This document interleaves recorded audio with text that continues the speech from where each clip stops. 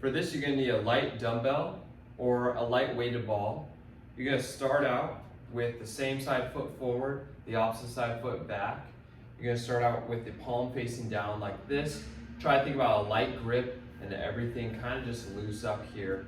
Momentum's taking the arm through the range of motion, so you just kind of relax into it, but control into the end range. So you're gonna step back, swing that weight backwards like this. Let the chest rotate a little bit like this, but keep the head straight forward like that. Then you're gonna step forward and let the chest drive the motion, and you just rock the wrist back, elbow up towards the ceiling. As you can see, the wrist is pulled into extension like that, so let it drop back like that. Really try and bring that elbow up towards the ceiling like that. Once you get those movements down, then you can start getting some momentum and let it just move like a pendulum. So it's kind of loose, but also controlled into that end range. After you do the other side, then you can start doing the side-to-side pendulum. This is called the frontal plane pendulum. We're gonna step behind with the same side foot like this.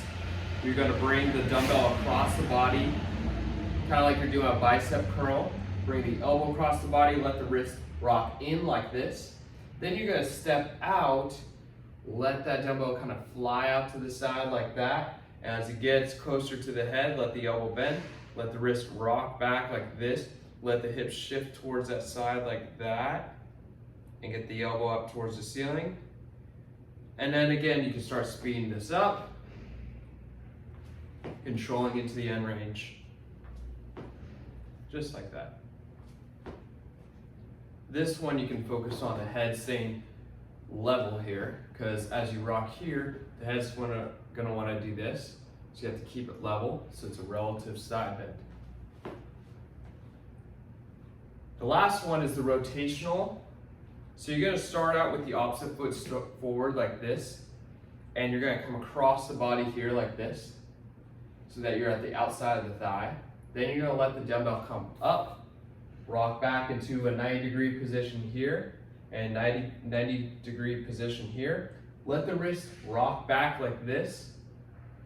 Let the elbow kind of stay put here, but the forearm kind of rock back into external rotation. Then you step forward again, go back into the original position. It's gonna kind of look like you're throwing a baseball.